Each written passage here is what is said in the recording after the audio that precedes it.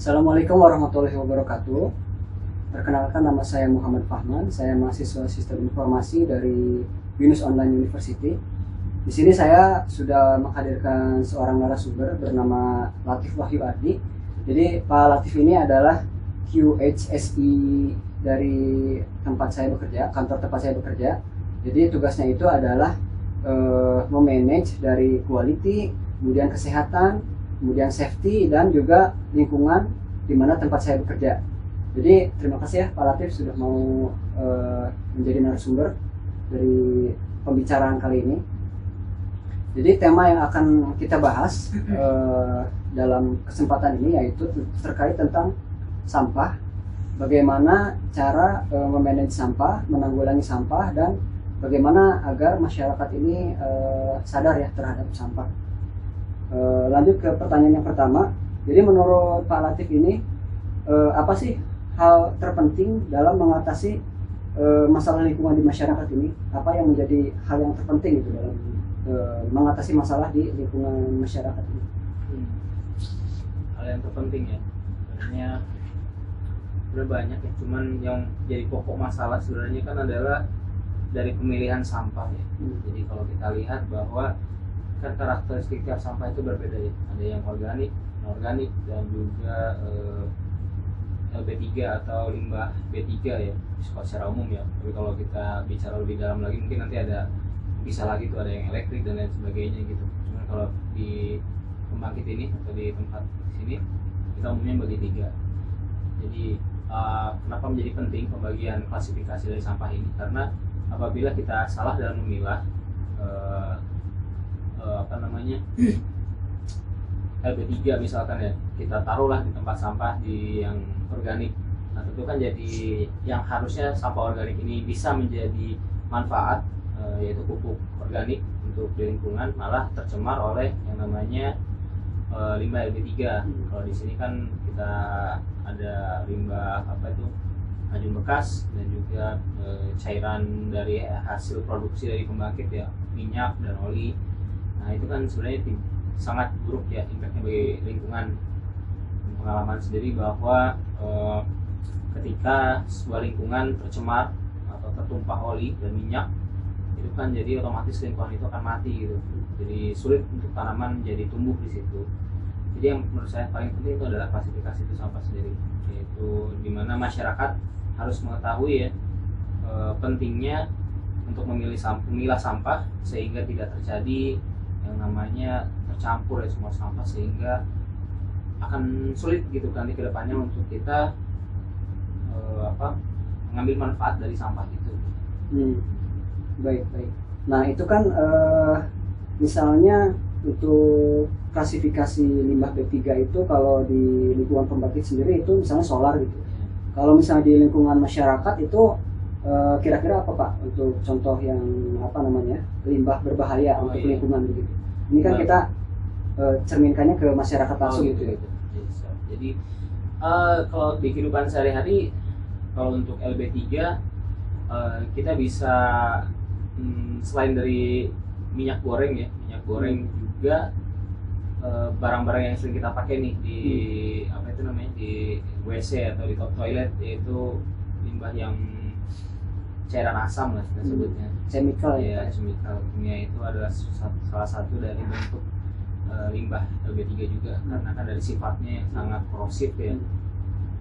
Itu mungkin ya salah satu contoh di lingkungan kita itu. Baik. Jadi kira-kira kalau misalnya ada sampah yang berbahaya, kayak misalnya contohnya sampah elektronik atau misalnya baterai bekas, itu kira-kira kita buangnya kemana sih Pak? Maksudnya biar aman, tidak berbahaya untuk lingkungan. Jadi persepsi di masyarakat itu kan yang sering kita tahu bahwa ini sampah sama aja ya, baterai udah buang aja gitu kan. Tanpa disadari bahwa ketika baterai ya dibakar, kita kan nggak tahu nih ya, banyak orang kamu nggak tahu nih si komposisi dari baterai ini apa gitu. Bisa jadi bahannya litium dibakar, akhirnya malah jadi ledakan yang hebat gitu kan. Litium sangat reaktif sama oksigen kan, mudah terbakar gitu. Terbakar. Jadi sebenarnya ini butuh partisipasi dari pemerintah juga, karena jujur saya juga di lingkungan masyarakat ini kan sangat sulit ya. Ya katakanlah kita sebagai masyarakat ini udah memilah sampah organik, anorganik, terus juga mungkin limbah listrik dan juga limbah B3 atau limbah minyak gitu. Tapi kalau dari pengelolaan pemerintahnya sendiri kurang, nggak bisa memfasilitasi, kan jadi sama aja gitu. Jadi menurut saya sebagai masyarakat kita kita dulu sih memilah, usahakan ya terpisah lah, sebisa mungkin kita terpisah. Kemudian kalau di lingkup pembangkit sih kita ada yang namanya perusahaan pengolah limbah ya, jadi agak lebih gampang. Tapi kalau untuk di masyarakat, jadi saya sebenarnya kurang mengetahui apakah ada ya jasa yang seperti itu untuk pengolahan listrik ya. Tapi kalau untuk limbah minyak sendiri, saya rasa sekarang sudah banyak ya jasa-jasa yang menawarkan untuk membeli minyak. Jadi minyak bekas jelantah yang biasanya kita buang di wastafel nih malah jadi menyumbat saluran pembuangan, justru ini malah bisa kita perjualbelikan dengan harga tertentu, naik turun tuh harganya. Nah, itu menjadi salah satu trigger yang baik sih menurut saya. Selain itu kan bukan dari pemerintah ya, dari swasta malah. Nah, sebenarnya pemerintah tuh bisa melakukan seperti itu. Baik, itu informasi yang cukup baru bagi saya teman-teman ya. Jadi ada suatu pihak atau perusahaan yang akan membeli limbah-limbah minyak ya, limbah minyak bekas dari proses memasak di rumah tangga gitu. Selain kita bersumbangsi terhadap lingkungan juga, kita juga bisa dapat uang gitu kan ya. Betul sekali itu. Ya, mungkin teman-teman juga bisa mencari informasinya di di lingkungan sekitar gitu ya. Tempat-tempat untuk pembuangan limbah ya, limbah minyak hasil dari rumah tangga begitu. Oke, kita lanjut. Pertanyaan selanjutnya, tadi sebetulnya sudah terjawab sedikit.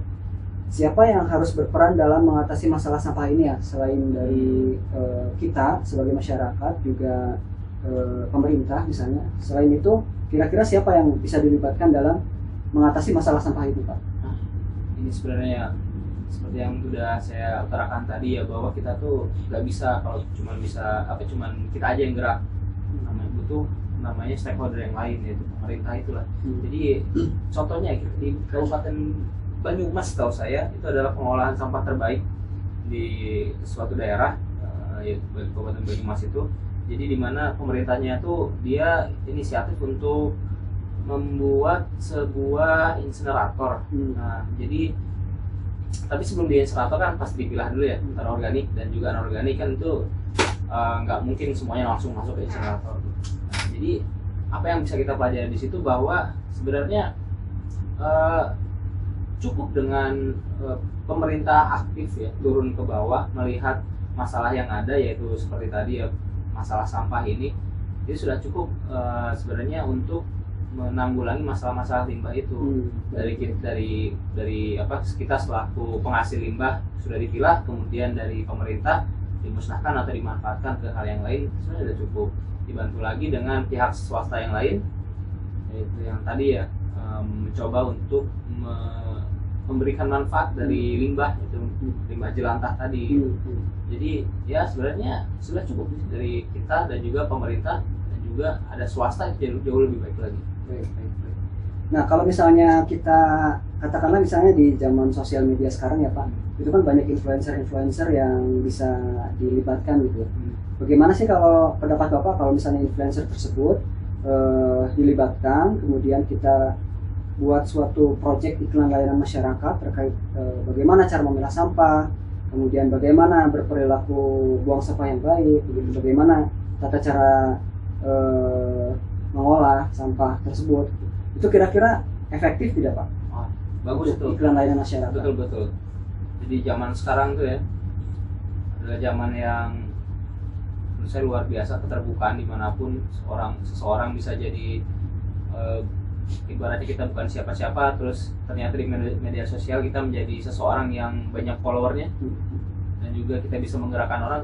Menurut saya itu langkah yang luar biasa ya. Jadi pemerintah atau pihak stakeholder yang lain mencoba untuk mengajak orang-orang supaya melalui influencer tadi ya, itu bagus sih menurut saya, karena kita sering lihat ya fenomena yang lain itu kan, dimana influencer ini sangat memberikan impact yang positif gitu bagi apapun itu ya, bagi apapun itu, baik itu positif maupun negatif, betul sekali. Jadi benar, baik itu influencer, kita kerjasama dengan influencer. Contohnya Pandawa kalau nggak salah ada ya. Pandawara ya, Pandawara betul. Itu salah satu hal contoh yang baik, dan saya yakin sih kita bisa merubah ke hal yang positif dengan melalui influencer yang positif.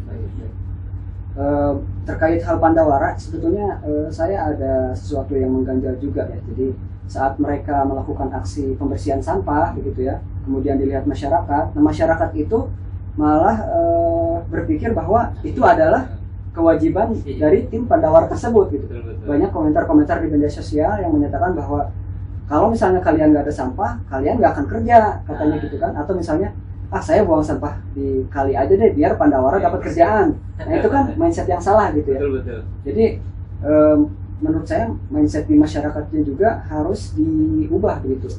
Harus diberikan contoh sedari kecil. Nah saya juga sering lihat nih, orang tua membiarkan anak-anak kecil mereka buang sampah sembarangan. Kalau misalnya kita di perjalanan gitu kan, dari mobil lempar aja keluar gitu kan, itu sangat memprihatinkan sebetulnya ya teman-teman. Nah kira-kira bagaimana sih cara merubah mindset dari masyarakat itu, karena menurut saya cukup sulit juga gitu. Betul. Untuk merubah mindset dari masyarakat itu. Ya, sepakat sih saya. Apalagi kita yang orang dewasa ya, ibaratnya udah bebel gitu ya, dikasih tahu. Karena emang budaya dari kecilnya sudah dibiasakan untuk terbiasa melihat sampah, sehingga ya emang orang yang sudah tua agak susah sih. Emang harus diberikan amit-amit ya bencana gitu kan, agar biar sadar.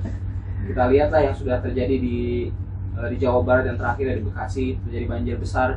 Terus kemudian kita lihat gubernur kita Pak Deddy Mulyadi, dia belusukan, ternyata emang banyak timbunan sampah dan itu dibiarkan. Nah, apa yang harus kita lakukan ya, pertama ya penyuluhan itu ya, kita laksanakan penyuluhan itu kepada orang-orang yang sudah mengerti, yaitu orang-orang yang sudah dewasa lah ya. Nah kemudian yang penting yang seperti tadi Pak Faman sampaikan, bahwa pendidikan di anak usia dini lah ya kita sebut gitu, itu sangat bisa menjadi contoh yang harus kita aplikasikan lah. Karena kalau nggak salah di Jepang tuh pernah ada ya, ini tapi bukan sampah ya, di Jepang itu dibudayakan supaya anak ini adabnya itu diperbaiki dulu tingkat SD, baru nanti begitu di SMP SMA itu adab sudah terbentuk gitu. Nah ini juga kita bisa aplikasikan di sini, yaitu ketika anak masih usia dini, terus sudah diajari nih bahwa ada sampah satu kecil harus kita pungut, harus kita klasifikasikan sampahnya di mana, buangnya gitu. Itu jadi insya Allah akan jadi habit ke depannya dan jadi generasi yang bersih gitu. Baik, cukup sekian ya diskusi pada sore kali ini. Jadi bisa disimpulkan bahwa masalah sampah ini adalah masalah yang cukup besar dan kompleks, dan tidak hanya satu orang saja yang dibutuhkan untuk mengatasi masalah ini gitu ya. Jadi butuh pemerintah, kemudian masyarakat, kemudian pihak swasta, kalau misalnya dimungkinkan juga dari influencer misalnya gitu kan, untuk sama-sama mengolah mengajak untuk mengolah sampah itu sendiri, dan akhirnya membentuk habit, kebiasaan untuk pengelolaan sampah yang lebih baik di masa depan gitu ya Pak ya. Baik, cukup sekian, semoga diskusi kali ini bermanfaat bagi masyarakat, bagi penonton semua, bagi kita juga ya khususnya. Terima kasih waktunya Pak Latif atas kesempatannya juga. Assalamualaikum warahmatullahi wabarakatuh.